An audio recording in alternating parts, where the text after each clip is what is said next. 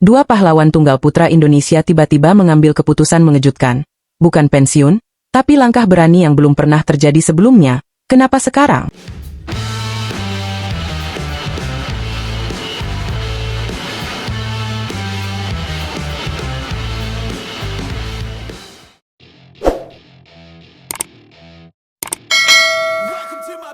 Halo Sobat Catatan Badminton.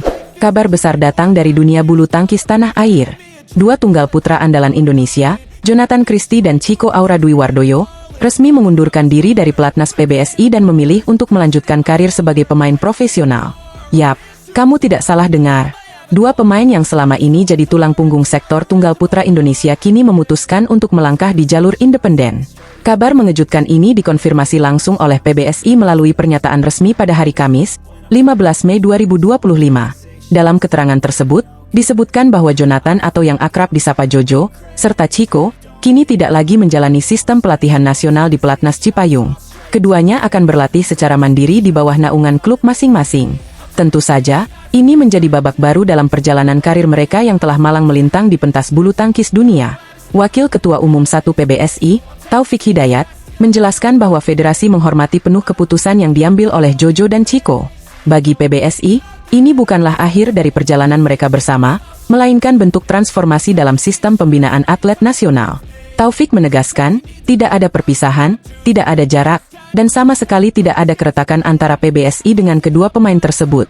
Taufik juga menyampaikan bahwa Jojo dan Chico tetap berada dalam naungan PBSI, dan akan terus memperkuat tim nasional Indonesia dalam kejuaraan-kejuaraan internasional resmi.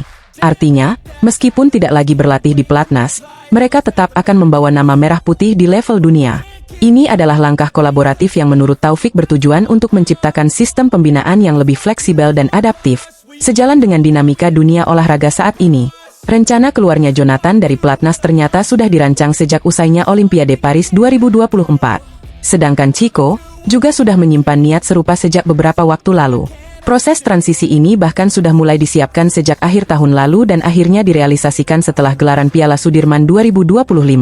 Dalam konferensi pers yang berlangsung hangat dan penuh keakraban, baik Jojo maupun Chico menyampaikan rasa terima kasih mendalam kepada PBSI atas bimbingan dan dukungan yang telah mereka terima selama berada di pelatnas.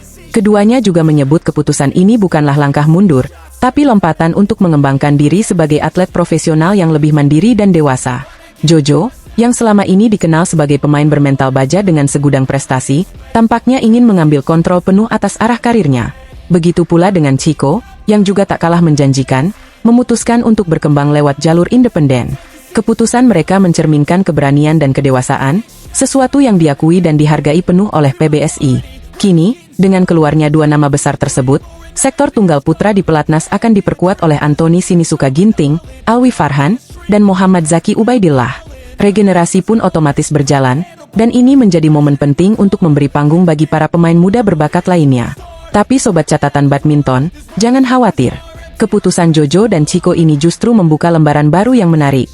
Mereka bukan pergi meninggalkan, melainkan memilih jalur berbeda untuk tetap berjuang demi nama Indonesia. Mereka tetap akan tampil di ajang-ajang internasional, tetap membawa semangat Garuda, dan tetap menjadi bagian tak terpisahkan dari keluarga besar bulu tangkis Indonesia. Taufik Hidayat, yang juga merupakan legenda hidup bulu tangkis Indonesia, menegaskan bahwa federasi akan tetap hadir dalam bentuk dukungan teknis dan koordinasi untuk setiap pertandingan internasional yang mereka ikuti. Ini adalah bukti bahwa PBSI tidak menutup diri terhadap perubahan, dan justru mendukung inovasi dalam pembinaan atlet. Jadi, jangan anggap keputusan ini sebagai sebuah drama. Tidak ada konflik, tidak ada perpecahan, hanya perubahan arah yang telah disepakati dengan kepala dingin dan niat baik. Dunia bulu tangkis berubah, dan sistem pelatihannya pun ikut berevolusi. Kita patut menantikan bagaimana kiprah Jojo dan Chico sebagai pemain profesional. Akankah mereka semakin bersinar? Mampukah mereka mencetak sejarah baru di luar sistem pelatnas? Yang jelas, semangat mereka tidak akan berubah. Mereka tetap membawa nama Indonesia di dada, dan itu yang paling penting. Nah, Sobat Catatan Badminton, itu dia kabar terbaru dari dunia bulu tangkis tanah air. Jojo dan Chico memang keluar dari pelatnas, tapi bukan dari perjuangan mereka untuk Indonesia. Mari kita dukung terus langkah mereka, apapun jalurnya. Jangan lupa like, subscribe, dan aktifkan lonceng notifikasimu biar nggak ketinggalan update seputar bulu tangkis dari channel ini. Sampai jumpa di video berikutnya dan salam smash! simbol benturan raket dan shuttlecock bulu tangkis. 6 wakil Indonesia lolos ke perempat final Thailand Open. Tapi bukan itu yang bikin bulu kuduk merinding. Yang terjadi di lapangan bikin hati ikut berdebar. Halo Sobat Bulu Tangkis, kembali lagi di catatan badminton. Kali ini kita bakal bahas pertandingan super seru dari ajang Thailand Open 2025 yang berlangsung di Nimibutter Stadium, Pathum Wan, Thailand. Turnamen ini merupakan bagian dari seri BWF Super 500 dan di babak 16 besar, Indonesia mengirimkan 10 wakil untuk bertarung habis-habisan. Tapi, yang bikin bangga, 6 dari mereka berhasil melangkah ke perempat final.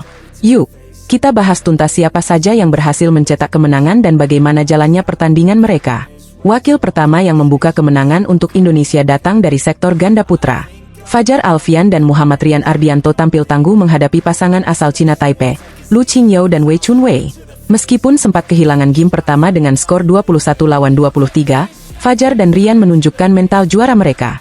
Mereka bangkit di game kedua dan ketiga dengan skor 21-19 dan 21-15. Kemenangan ini sekaligus menegaskan posisi mereka sebagai unggulan pertama di turnamen ini.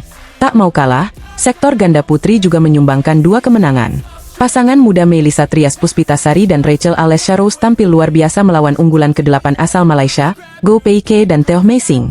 Mereka menang meyakinkan 2 game langsung dengan skor 21-18 dan 21-7. Penampilan dominan mereka ini menjadi kejutan menyenangkan buat publik bulu tangkis tanah air. Lalu ada pasangan unggulan kedua, Febriana Dwi Puji Kusuma dan Amalia Cahaya Pratiwi, yang juga berhasil menjejakkan kaki di perempat final setelah mengalahkan pasangan asal Kanada, Jacqueline Cheung dan Catherine Chee. Meski tidak disebutkan detail skor dalam hasil pertandingan, kemenangan mereka tetap jadi salah satu poin penting dalam keberhasilan Merah Putih di babak ini. Lanjut ke sektor ganda campuran, Indonesia mencatat 3 pasangan yang bertanding, 2 diantaranya sukses melaju ke babak 8 besar. Adnan Maulana dan Indah Cahyasari Jamil harus menghadapi rekan senegara mereka sendiri, Marwan Faza dan Aisyah Putri Pranata.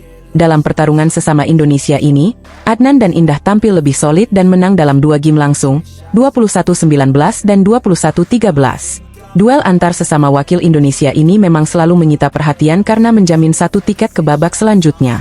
Sementara itu, pasangan Amri Shahnawi dan Nita Violina Marwah menghadapi ujian berat dari unggulan keempat asal Cina, Kuo Xinhua dan Chen Fanghui.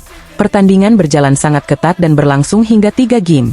Amri dan Nita sempat tertinggal di game pertama, tapi mereka membalikan keadaan di 2 game berikutnya dengan skor akhir 19-21, 21-14, dan 21-19.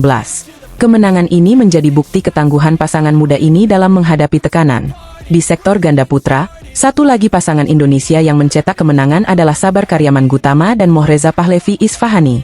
Menghadapi pasangan Cina Taipei, Chang Kochi dan Poli Wei, pertandingan berjalan ketat hingga 3 game. Namun, Sabar dan Reza berhasil menyelesaikannya dengan skor 21-15, 17-21, dan 21-15. Dengan kemenangan ini, sektor ganda putra menyumbang 2 wakil ke perempat final, memperbesar harapan Indonesia untuk meraih gelar. Sayangnya, tidak semua wakil Indonesia berhasil melaju. Lani Tria Mayasari dan Siti Fadia Silva Ramadhanti harus menyerah dari unggulan pertama asal Malaysia, Pearlitan dan Tina Ahmuralitharan, setelah bertarung 3 game dengan skor 17-21, 21-10, dan 15-21. Lalu di sektor tunggal putra, Alwi Farhan harus mengakui keunggulan-unggulan ke-6 asal Jepang, Kenta Nishimoto. Alwi sempat mencuri game kedua, tapi akhirnya kalah dengan skor 15-21, 21-9, dan 13-21.